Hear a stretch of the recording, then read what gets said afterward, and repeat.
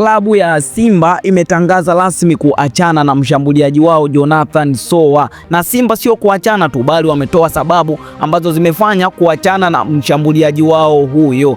Je, ni sababu gani ambazo zimewafanya Simba kuachana na mchezaji huyo? Pia tunakuletea hapa Tubone Media. Lakini kanuni gani imetumika kwa ajili ya kukubaliana kwa pande zote mbili kuachana na mshambuliaji huyo? Pia tunakuletea hapa Tubone Media. Kitu ambacho unatakiwa kufanya ni kukaa nasi mwanzo mpaka mwisho. Lakini pia wewe kama ni mgeni na ni mara yako ya kwanza unatuangalia, hakikisha umesubscribe na kubonyeza alama ya kengele, kwani haya na mengine mengi utayapata hapa Tubone Media. Kwa kusubscribe chaneli hii utakuwa umejiunga na familia hii ya michezo na burudani. Sasa tunaenda kumwangalia Jonathan Soa ambaye ni mshambuliaji wa Simba Sport Club. Ameingia kwenye sintofahamu, na hii yote ni baada ya kufungiwa na TFF. Tunakumbuka Jonathan Soa alifungiwa na TFF kutokana na utovu wa nidhamu, lakini Simba Sport Club nao baada ya Jonathan Soa kumaliza adhabu yake ya kufungiwa na TFF, Simba Sport Club nao waliingia kwenye mgogoro na Jonathan Soa pia na kumfungia Jonathan Soa mshambuliaji wao huyo kutokana na vitu ambavyo Jonathan Soa alikuwa amevifanya. Sasa baada ya kumfungia Simba Sport Club, wakamuuliza baadhi ya maswali ambayo alitakiwa Jonathan Soa kuyajibu ndani ya muda ili apate nafasi ya kujiunga na wekundu hao wa Msimbazi. Na maswali hayo yalikuwa kama ifuatavyo. Swali la kwanza, kukataa kufanya mazoezi ya pamoja tarehe 17 Februari dhidi ya Greenland FC. Sasa Jonathan Soa kutokana na swali hili yeye alijibu, anasema alikataa activation session licha ya kuwa amesimamishwa na hakuwa na ruhusa ya kushiriki mechi na kufanya mazoezi uwanjani. Baada ya kocha wa mazoezi kumruhusu akaondoka na kumaliza mazoezi. Hilo ndo jibu la swali la kwanza la Jonathan Soa. Lakini swali la pili kwa Simba Sport Club lilikuwa ni mazoezi ya ziada, kuto kufanya mazoezi ya ziada, yani top up training kwenye 22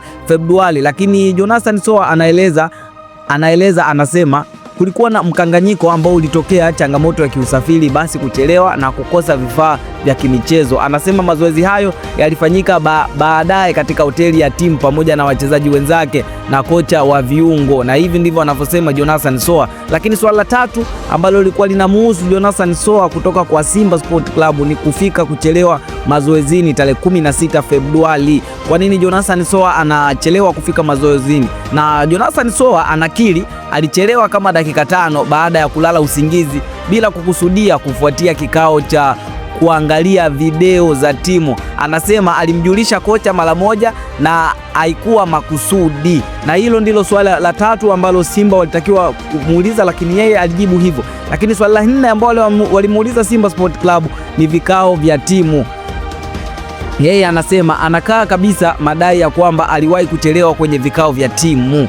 Na yeye Jonathan Soa anasema hajawahi kuchelewa kwenye vikao vya timu. Lakini swali la 5 lilikuwa ni madai ya kuvunja kanuni ya mavazi ya safari, yani safari ya Angola alivaa jezi ya Benfica. Yeye anasema anakataa kuvaa jezi ya Benfica, alisisitiza kuwa alivaa jezi rasmi ya Simba Sport Club, na anasema hili linaweza kuthibitishwa kupitia mitandao ya kijamii ya klabu. Lakini swali la 6 lilikuwa ni madai ya kufanya fujo zisizo za kawaida.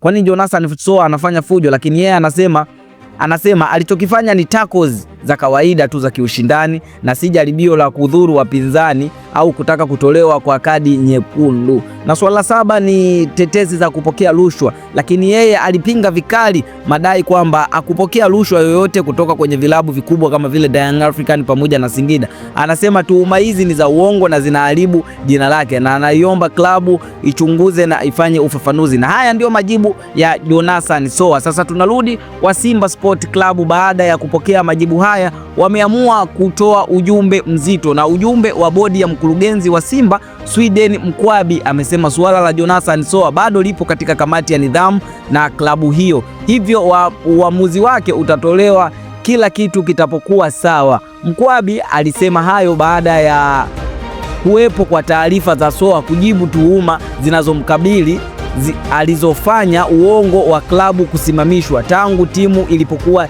ikijiandaa na mechi za ligi kuu bara dhidi ya Dodoma Jiji itakayocheza Februari 25, 2026.